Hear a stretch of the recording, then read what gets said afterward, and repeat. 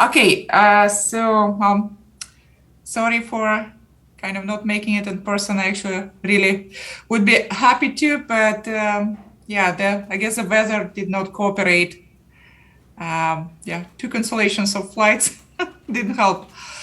Anyway, okay, so since I have 20 minutes, I'll try to condense much longer presentation into that. And when Yuhai invited me to the workshop, I guess the idea was he kind of also wanted to get some perspective from people doing machine learning and like deep networks like me, and kind of what are the open problems are and so on and so forth. So basically, I'll try just to give some overview of some selected topics of interest to kind of us, but also I'll touch upon that recent hot topic of scaling that was mentioned in the morning, and the questions of transfer were mentioned. So I really hope that this is kind of very high level presentation, but it will generate more of a discussion because I think the notion of transfer and how far you can push it is very important in applications, especially where you have limited data, again, like we discussed this morning.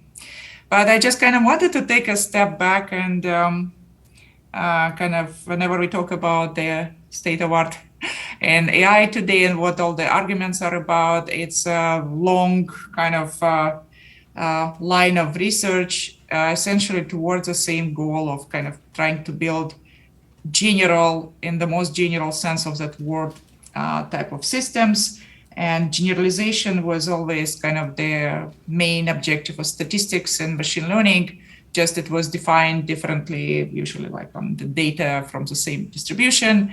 And if you take it to extremes, essentially the objective is to have a universal kind of versatile system that can do drastically kind of different types of tasks, just kind of similarly to the neural networks in our brains that can be generalists. It's at least one of the goals for at least some subset of people in the field. Not talking for absolutely everyone, but that's kind of one of common goals that people define as artificial general intelligence. Again, the definitions vary, but one of them, the working one, could be what OpenAI usually puts on their webpage and states that that's kind of a system, or basically it's a intelligence that can be autonomous, highly autonomous system, and it should be, well, at least as good as or outperform humans at most economically valuable work. I know it's not very precise definition, but it gets the same gist, like you want it to be generic, easily adaptable, whatever it takes, and pretty much not being narrow specialist that only trained to do language tasks or image tasks or any specific application. Well, again, let's not dwell on definitions of AGI because it's very slippery slope.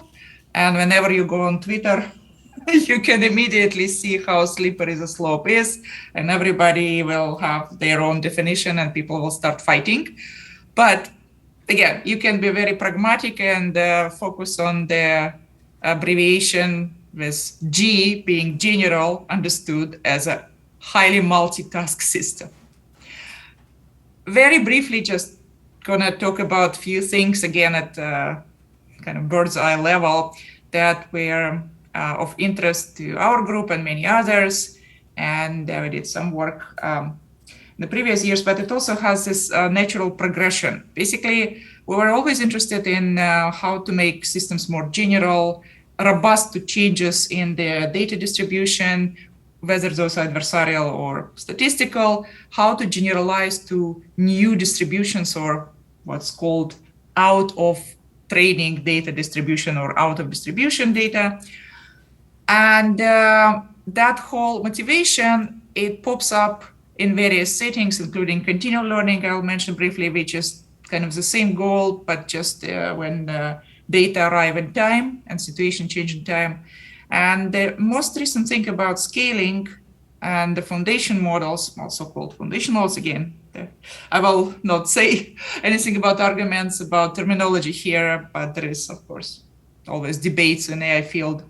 The thing is that scaling seem to be, if not solving, but really advancing us towards the goals of generalization, being able to learn continually, being robust to distribution shifts, so on and so forth. That's why, again, it might be not the only way to solve those problems, but it's definitely seemed to be quite an effective way, at least based on the empirical evidence people showed so far.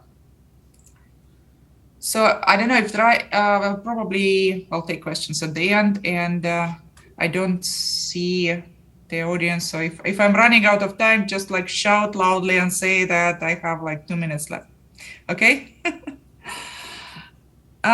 So very briefly, again, unlike previous talks, instead of talking about results, I'm talking more about problems here, and just a few of them. But this notion of deep networks being extremely brittle is well known, shown in multiple works in the past years. The classical examples of, say, adversarial robustness here, you have very accurate classification, and you add a little bit of innocently looking noise to images. It's a perturbation of the pixels that human eye will not even kind of notice or detect anything different, and the system completely breaks, misclassifies images.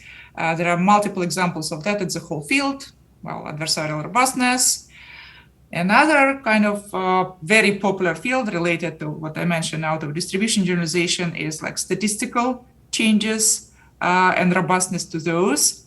The proverbial example of cows on the green pastures versus cows on the beach. But basically, any kind of situation where you train model on data set which may have some spuriously correlated features, you try to figure out what features relate to the concept of an animal, but the system tends to kind of pick the shortcut features or the easy ones like background.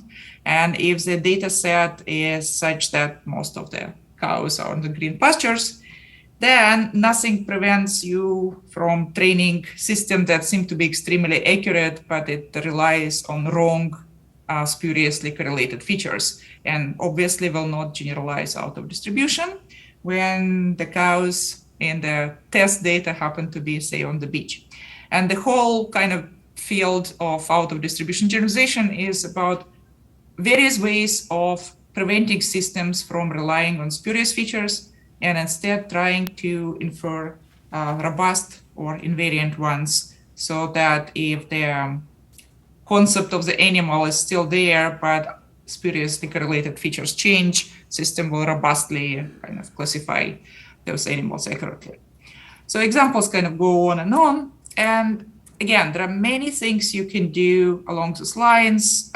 Just one example, one lesson we learned in terms of adversarial robustness, for example, was that if you focus on optimizing for the representations or the high-level features, not the final result being robust, then your model will be actually much more robust to various types of adversarial attacks. So I'm not, of course, going into details. The details are in the paper and so on, but that was an interesting lesson that you may try to learn representations in somewhat kind of adversarial GAN-like game, where you try to make sure that no matter what perturbations of the input, if you think it should be the same thing, representation will be insensitive to that change, thus adversarial feature desensitization name. And basically we show that indeed then you will be not only robust for specific type of attack you trained against, but to much wider range of kind of much more varying strengths of attacks. And regarding statistical robustness, again, it's a whole interesting field with so many different methods, but one of the core classical kind of papers and works in that field was invariant risk minimization from summer 2019 from Martin Arjursky, and that kind of started the whole kind of subfield here of methods that try to learn set of features that somewhat like causally invariantly related to the label. And it's kind of, there are lots of interesting theoretical results there and so on, but it's just one example where, of course, it's not a kind of a panacea for all out of distribution situations. And sometimes you may want to figure out when it works, when it doesn't. So that kind of paper from last New Rips, where the lead author in our paper, Kartik Huja, who is actually previously was at IBM and now is a postdoc, he did a nice theoretical job analyzing when things break and how to fix at least some situations. You may need additional regularizers besides the one that invariant risk minimization uses, such as information bottleneck. And this is just kind of to give an example of the whole large exciting field that tries to infer robust invariant features which closely relate to causal discovery if you base it on so-called invariance principle. And invariance principle from many years ago essentially is that if spuriously correlated features vary, but the causal ones are not, then of course, like, in a sense, definition of causality will be what is remaining robust and invariant across multiple different data sets or environments with only spurious features being changed. So it's kind of working definition of causality. So if you infer those across multiple data sets and they are in common, they are kind of causally related to your concept of target. Okay, I'm really kind of jumping across various topics here, but I want to also make sure I have time to get to scaling, the most recent one. Continual learning is, in my view, still challenge even in modern days, although it's becoming more debatable. And even with systems becoming more general and more multitask, recent example, this Gato from DeepMind, generalist agent, you would think, well, AGI is kind of solved. Well, not quite, because yes, it is capable and it's trained to do really many different things, from like, I don't know, generating text, generating images, and doing all kind of Atari games. So the range of tasks it can do is much wider than what people used to train system to do before. It's remarkable that one neural net with single set of weights can do that. The question still remains, if you keep giving this generalist agent new data sets, which are very diverse and different from what it was trained on, how well it will be able to handle them sequentially. How much time do I have, by the way? 5 minutes. Okay.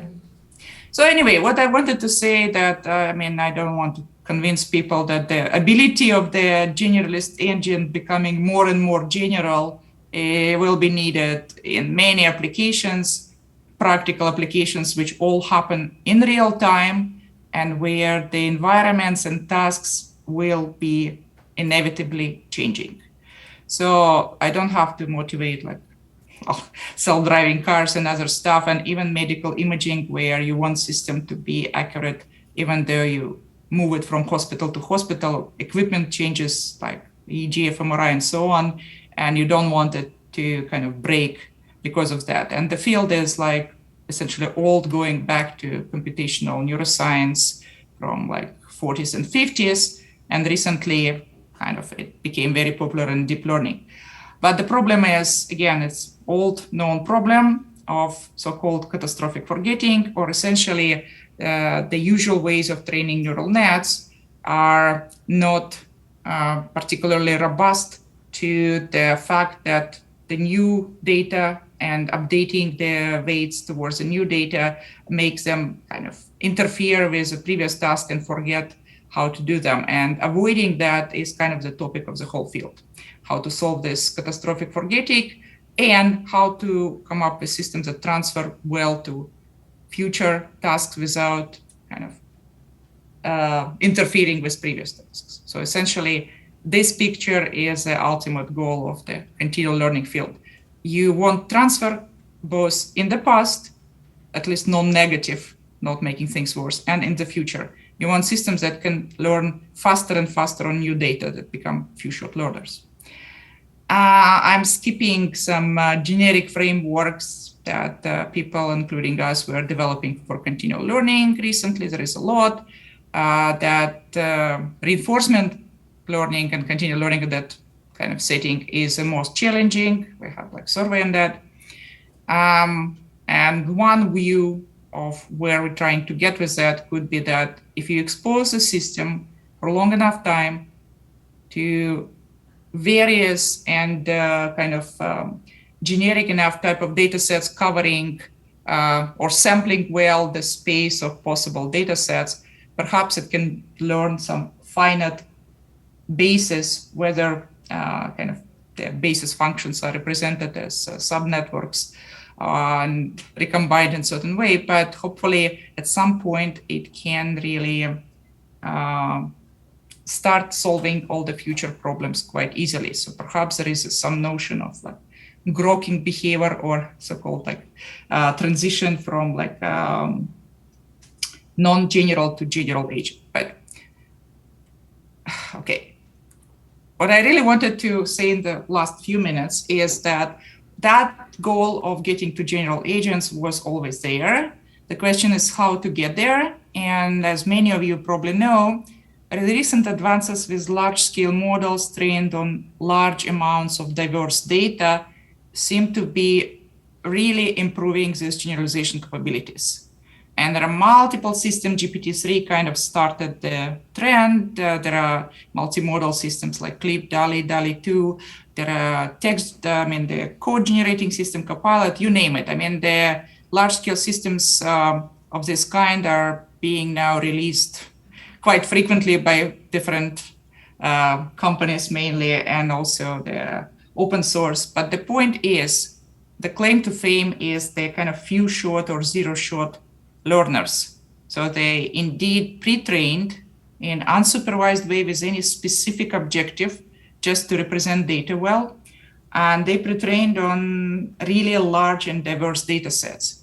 And after that, when you give them any specific task, they may either solve it immediately or just require a few examples, and they kind of get it very quickly. So I will skip this, and skip the size of those models. Again, it's like 175 billion parameters is not the most impressive anymore. There are much larger ones. But the point is, I was saying that, for example, GPT-3 and similar systems are few shot learners in the sense that you just give them a few examples of what you want them to do, and they start working quite accurately, pretty much at the level or even sometimes better than systems that were specifically trained to do the task. So scaling in terms of both data and model size improves this few shot kind of generalization capabilities dramatically. So that's kind of the lesson. And those particular examples, say from Clip, were showing that out of distribution generalization to images that are very different, in this case, like really out of distribution, the large scale pre-trained Clip system gets quite accurately, while previous state of art that was kind of trained specifically on this kind of data set doesn't seem to generalize out of distribution. So anyway, so it's basically just different examples making the same point. And what's interesting, I think I'm out of time, is not just empirical observation that those systems become few shot learners or kind of generalist agents due to scale. What's interesting is that if you treat them as kind of, for example, Anthropic company has a good description of how you can treat such systems. Basically, you treat them as complex systems that you can study as if they were natural ones, whether physical or biological. But if you kind of study them at scale and try to infer any kind of laws describing their performance, you might find very interesting things. And that was famous scaling laws from Jared Kaplan and colleagues' paper, which by now is kind of not the most efficient scaling laws. There are other papers kind of showing that it could be done even more effectively. But the point is that there are some, at scale, you have some interesting emerging kind of behaviors that you can describe quite easily, for example, in this case, by power laws as a function of compute, size of the data set, and parameters. So it's like humongous simplification of all this crazy complexity of all these different architectures and all these diverse data sets. And as we know, at scale, sometimes things get simpler and you can actually start being able to describe them.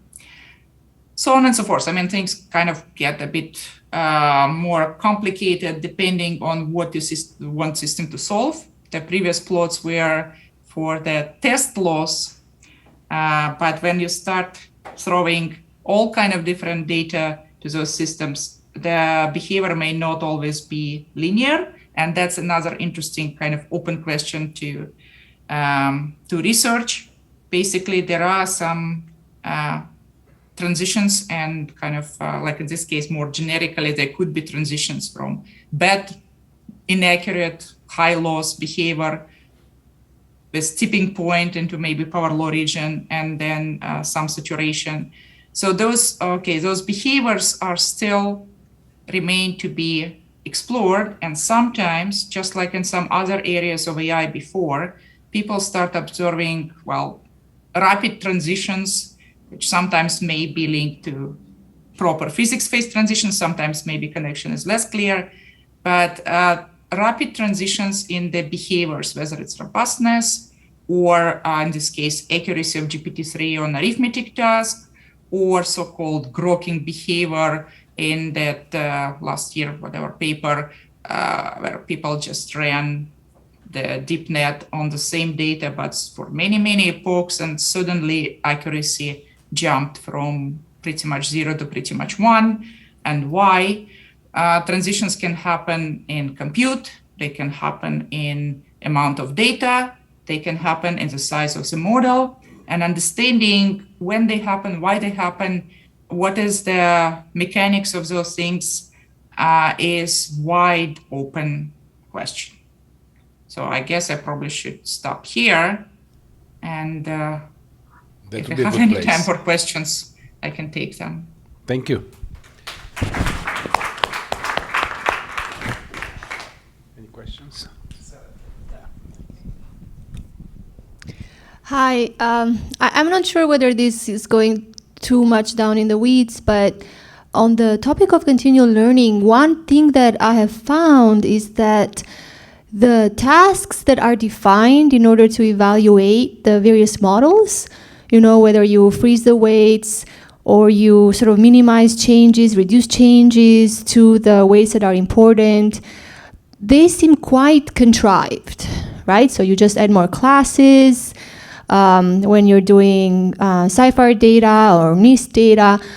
And one of the questions that has come up for me recently is continual learning, the way that we treat it in machine learning, it's not quite the way that humans think of continual learning. So we sort of artificially say to the model, you cannot look back. Time, data is flowing in one direction, you learn this task, and now there's a new task, and you can't go back and see that anymore. But that's not how humans learn. We go back and we learn something in a different way so that then we can, in a sense, generalize. I wonder whether you have any thoughts on this. I'm just looking at it as an outsider, mainly looking at, optimization algorithms for continual learning. Yeah, I mean, it's a good point. Actually, continual learning is quite like a zoo of settings and approaches. It's how to say, like what people call continual learning settings may vary quite a bit. And there are various works where you do allow previous data sets and tasks sometimes to appear again, like that one example I showed there, and there are various others. what people call continual learning is not necessarily always just a sequence of totally different tasks. I mean, tasks may be repeated, and the point is not just to avoid forgetting, but in a sense to have fast remembering. So it's a bit kind of more reasonable criterion. So what I'm trying to say is that, say, there are settings where you allow to sample tasks, and sometimes, I mean, the same data set, same data distribution can be sampled again, and you just want the system to be able to adapt very quickly because it kind of has seen data from the distribution before. But I agree that in general, yeah, unfortunately, I mean, there is a most frequent, most commonly used type of benchmarks and settings, which most of the field is using, which are like what you said. And also, okay, so basically, like if you take a more kind of open view at what continual learning means, it's not really well defined in terms of a setting to say that, okay, that doesn't count as continual learning. So I would say that there is still notion is like you can change the setting, but the fact that you probably cannot retrain the model every time it experiences new data and task on everything it has seen so far, including this task. So that part isn't common. Because basically, if you look at how large-scale models are being trained most of the time right now, GPT-3, for example, or GAT or so on, for now, the most common approach is that you have humongous, diverse set of data sets or tasks, you mix everything together and you take samples from all of them in each kind of batch when you train the system. And that's not plausible, it's not practical if you want to keep going and kind of adding things in the future. So the question will be how you're going to deal with it. Yeah, so what I'm trying to say that there will be this element of continually adding new data and the need for somehow effectively being able to incorporate that new knowledge without necessarily kind of hurting what you've learned so far. And yes, scaling, and like Ethan Dyer will be talking about some other paper here, but they had a paper at Eclair this year showing that increasing the size of the model, like CLIP, for example, or other image systems, and the data set helps to diminish amount of forgetting, although so far the paper was showing it on some fixed type of the continual learning task. Like you have, for example, 10 data sets and you're switching across them. And the interesting question would be still to explore if the continual learning task itself keeps scaling, how should you counteract it and how much you need to scale model and data towards it. So bottom line, I agree that the continual learning settings are usually limited and need to be made more realistic and so on. And there is large room for exploration here, but there is still this tension between adaptation and memory that somehow needs to be resolved, even though the settings may be more flexible than what we have right now. José?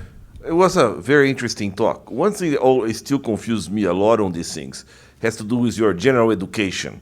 When you say that you train the system before on non-specific tasks, whatever, what's that thing? I have the feeling that basically if this is something so general, you don't have to train. You could create the system initially like that, right?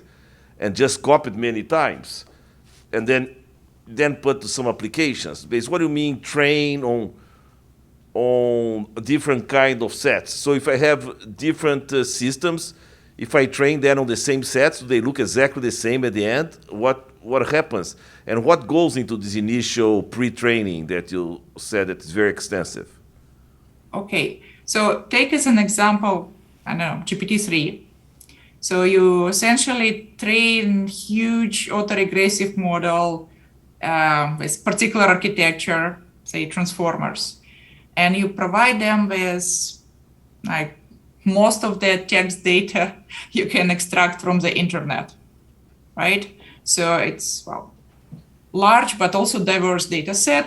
And when you train them, essentially you do not have any specific quote unquote task in mind, like whether it's translation or filling in particular word in whatever. But what's, I'm sorry, that's where I get, what is the gain function here? What's basic, when you train, what you're trying to optimize? You have to be optimized. Oh, yeah. Like just autoregressive model, you try to predict next item in the sequence, just given the window of the certain lengths of previous items. So essentially that's it. Okay, you give them 500 You just books. basically you're trying to learn accurate autoregressive model. And why that's going to be good for any other task you have afterwards? That's the thing what I get confused, in a sense, why that creates Again, it's just intuition, but say you had quite representative data like text, for example, covering distribution of all possible things that we can ever say, at least like, say, sampling from it in some unbiased way or whatever, supposedly. Anyway, it's a well-sampled distribution of text. And then you scale the model so that that distribution can be more or less kind of accurately captured by this autoregressive model. So in a sense, it's just like in good old times, people always argued about generative versus discriminative models. Like if you have good generative or good model capturing the whole distribution of your data without any particular classification or other task in mind, that like if you represented things accurately, then asking any questions on top of that related to this data probably will be done better. So like the model has a model of the world. In this case, it's a text world. No, yes, I understand your representation answer. That's a good one, but I still have to think. But that's fine. Thank you. I mean, if it's say joint distribution, I don't know. You managed to represent really accurately a joint distribution of I don't know, some kind of domain, and then you use that joint distribution to do various things that relate to kind of this data. Just the fact that you are able to represent that joint distribution well can be helpful. But again, it's a hand wavy argument. I totally understand. Thank you very much.